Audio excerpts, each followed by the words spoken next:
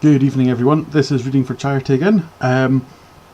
Reading for the Archie Foundation. This time round, this is it's a fantastic charity. Helps out sick kids in the north east of Scotland. If you've never heard of them before, go give the link in the description a little look. It's a fantastic charity, raising money for them through this sponsored read. 100 books suggested by donations. Where this is 39 of the way through. That's my cat getting up. There we go.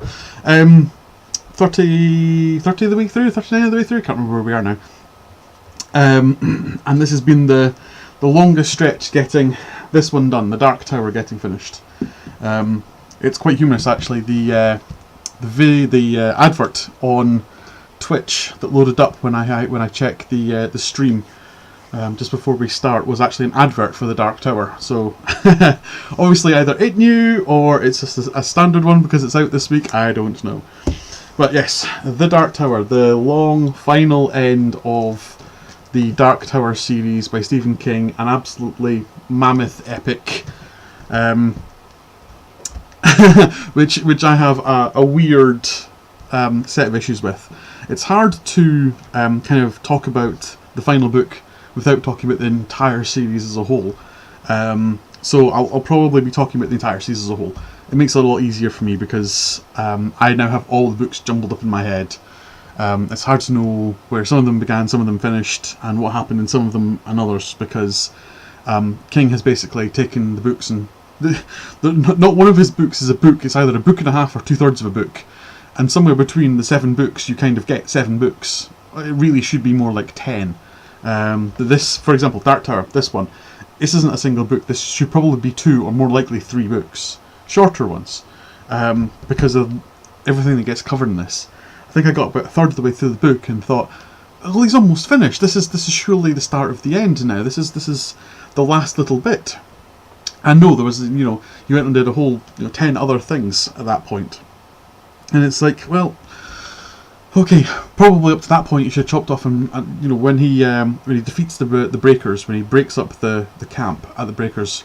That probably should have been the end of a book, and then the start of the next one should have been the trip to the actual Dark Tower itself. Either that or shift the breaking of the beams to the previous book and left the journey to the Dark Tower actually just as the Dark Tower.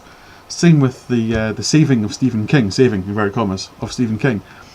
That probably didn't deserve to be in this book. It probably should have been in a separate one. So let's put those 2 books together, those 2 bits of the book together as a book, and have this Dark Tower as the last book. But you have a sneaking suspicion that the publishers, or Stephen King himself, didn't really want to go for more than one book. This was going to be the last one, so he filled it with everything that he felt needed to kind of finish off the story, so that it covers a wide swathe of the things.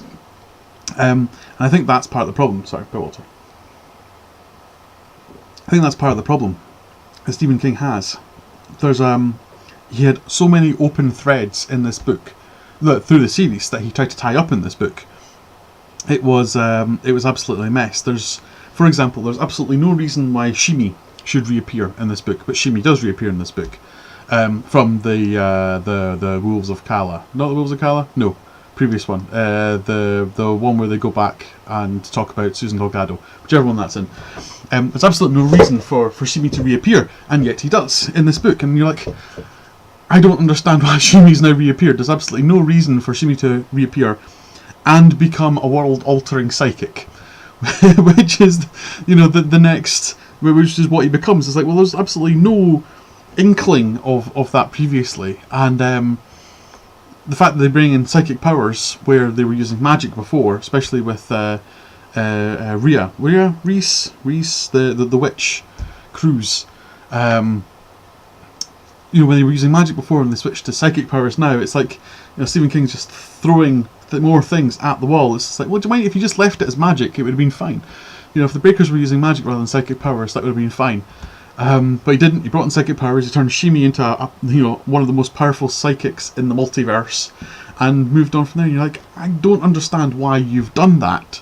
There's plenty of other problems in the book, and one of them is the exiting of Susanna.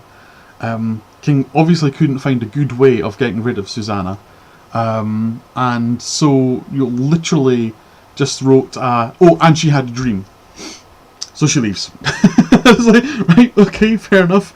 He then obviously had no idea how he was going to kill off Jake. So he had Jake bravely rescuing Stephen King and dying in the process. And you're like, well, there's absolutely no reason for that either. There's like 17 different ways that you could have saved Stephen King without Jake jumping in front of him. Roland has proven time and time again that he's willing to kill to save other people. You know, if he'd shot the driver through the head, or shot out the tyres, or shot the car, so it stopped or crashed before it got to Stephen King, that would have been an acceptable way to Roland to do it. But no, Stephen King had to have somebody to die, so they changed everyone's kind of characters in order to satisfy that condition. It's the same with Oi. I said at the start of the book, if I always say in books, if you kill a dog, I don't like the book. And I extended that to Bumblers in this. There's no way Oi should have died. Oi should have been Gan. He should have been God, damn it. That's the only acceptable outcome I would have had to Oi in this book. But again, he sets up Oi, so Oi has to die. And you understand why. The story has always been about Roland. It's always been Roland's obsession with the tower. He has to arrive there alone. And he says that himself. So you understand that everyone else has to die for that to happen. But they die in so pointless, story-serving ways, not character-serving ways. The characters die because the story demands that they die. The characters don't die because, in a characteral way, Jake dies being brave and saving someone. Oi dies being brave and saving Roland. But it's very, very clear that they're written in such a short space of time, in such short instances, that and especially Susanna. Susanna was very grittingly quick. I mean, over the course of about 20 pages, she went from, let's go see the Dark Tower, to, no, I'm leaving the world forever. Literally because I think Stephen King had no other way of getting rid of her. And it's grating, it's annoying. It just doesn't work for the characters involved at all. It doesn't work for the book either. Serving the story is the words I chose very carefully, how the characters died, because in Stephen King's writing, the writing of the story has become more important than the story itself. The meta story, what's surrounding the story and how it's being written, becomes more important than the story. You can see this in the last couple of books, where he spent an awful lot of time showing how clever he'd been, and showing off all the references that he included in the previous books. He does it again in this, not just with the killing of the characters because it's required for the story to work. He displays Machina Ex Deus twice in the book. And once he cleverly goes, oh, well, no, isn't there some sort of Greek name for this sort of thing? Something about God in the machine. Ha ha ha. Moving on. Because, he's using the writing of the story being more important than the story itself. And he uses that to wrap up half a dozen loose ends that he's got. And it's, things like the turtle, the Scrimshaw turtle. It's a case of, well, where did that come from? Who placed it there? Who got the bag? The Midway bowling alley bag that they put the Black 13 in. And it's like, Stephen King wrote it, it's fine. Don't worry about it, move on. It's like, but it's either incredibly lazy, incredibly arrogant, or both. And I think it's probably both. Stephen King realised he was going to have to write a 4,000-page book to sum it all up, or he was going to have to write 2 paragraphs where he went, yeah, don't worry about it, it's just a big meta story, just move on. And again, later on, he actually, when they're in Odd Lane, with Dandolo, he actually uses the word Machina Ex Deus. Again, it's like, you feel like he's written 2/3 of an encounter and going, I don't know how to finish this and I don't have time to work it out. They find a message that someone else wrote and it was maybe Stephen King, and Susanna works it all out and it's all fine. It's like, it's the GM equivalent of, rocks fall on your head, you all die. It's infuriating. It's absolutely infuriating. And this I think is the suffering for the whole book and the whole series in general.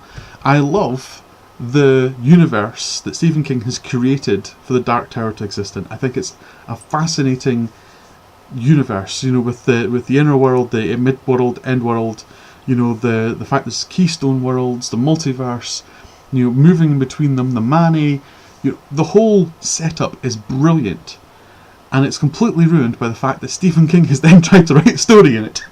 Because the story is the worst part. The world building is brilliant and I love it, but the storytelling is dreadful. So it's really extremely frustrating. The ending, we'll talk about the ending now, because the ending is, you know, has to be talked about. So this is the biggest spoiler warning I'm going to give. If you don't want to know how this book finishes, mute it for a couple of minutes and I will make this sign when you can listen again. Okay, so the end of the book. The end of the book has Roland reach the top of the tower. And he finds himself back at the start of the first book, crossing the desert. And it's implied all the way along that Ka is a circle. And you know, the world has moved on, and it's been a long time since Gilead fell, but Roland can't remember exactly how long, and it suggests that it's thousands of years, really, since Gilead fell.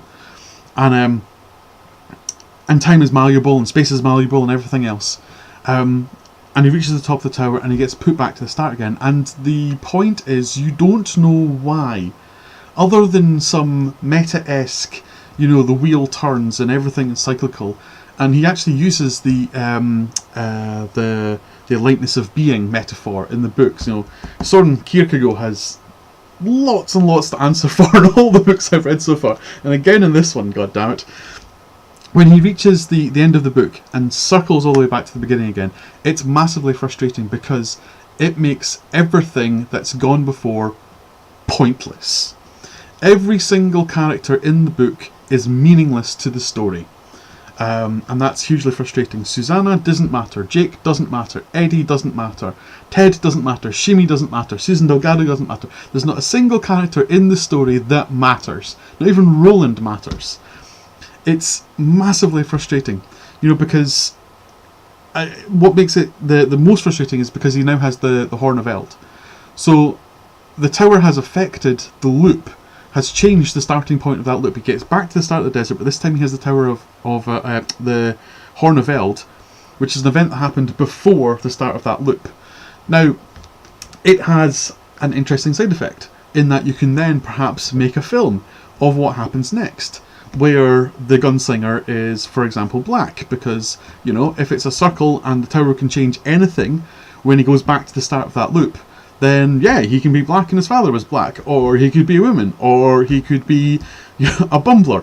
It doesn't matter. None of it matters. None of what happened in the story actually matters, because it's happened thousands of times before and it's going to happen again. There's absolutely no actions in the book which are essentially have any form of consequence whatsoever. Nothing in the book has consequence, because of the ending of the book. And that's hugely frustrating for me. I got to the book and it was like, well, I could see it coming. I knew that that's what was going to happen. You know, the hints all along about the wheels, and then when Roland actually says, no, I was wrong, Cass still has us, and they talk a little bit more about wheels, and it had to happen, but it was hugely and massively frustrating. So I'm going to make the sign so anyone who's avoiding the spoilers can start listening again. Okay, so that was the hugest spoiler over. If you're planning on seeing the Dark Tower film, I'd advise listening to the spoiler first, because from what I've seen of the film, the spoiler is almost required knowledge for the film. I actually want to I want to break a little bit of the tradition of this and actually do a review of the film once I go see it, because it'll be interesting, because I've invested so many hours of my life into reading this series. I want to go see the film despite the terrible reviews it's gotten, just to see what's happened with this, because Stephen King was involved in it. So yes, we've talked about the ending of the book and how I felt about that. Now, the series in general, it's a good set of world building. Anyone who does world building as a hobby, or for as their job, should definitely read the series of books. anyone who does role playing, anyone who does computer game design, anyone who does who writes poetry, who writes books, anyone who is interested in world building should read the series and watch how Stephen King builds the world, what he does, the little things that he does to build the world. It's all fantastically well done.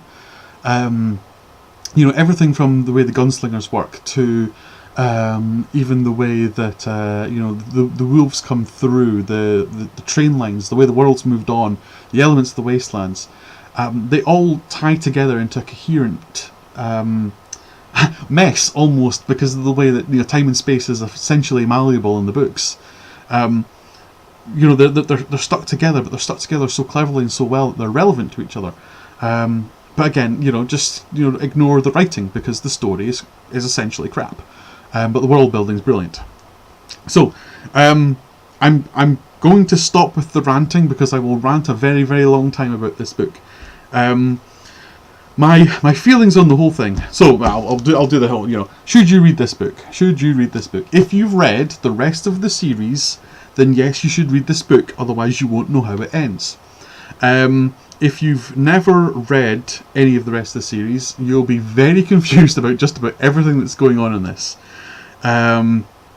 If you've ever read Tolkien, if you've ever read Harry Potter, if you've read Robert Jordan, if you've read Brandon Sanderson, you will find lots of elements of those books in the Dark Tower series. He borrows heavily, especially the further on he gets. He borrows more and more from those, especially Tolkien. He talks about it as an influence in the foreword in the earlier books, but by the end it's apparent. It's obviously apparent how much he's borrowed.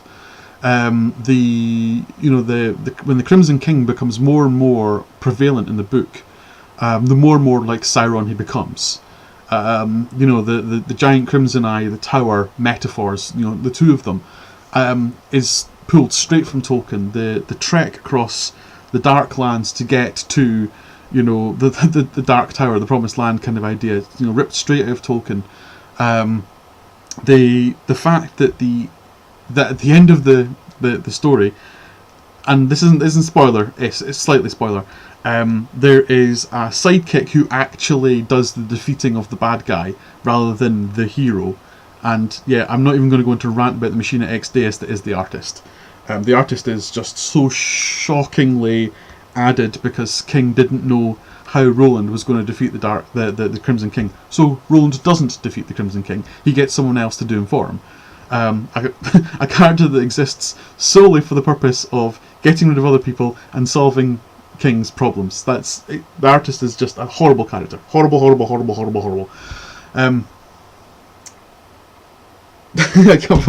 I told you I would keep ranting. I completely lost my chain of thought now. Yes, so completely gone. Whatever that was, it's completely gone. So yes, The Dark Tower. It's read the book. If you've not read them before, you'll be horribly confused by this one.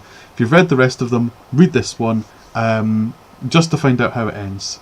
Anyone who does world building for a hobby or for a living should read the series and find out how good Stephen King is at doing it. But don't read it for his writing. Just don't. Yes, right. Enough ranting.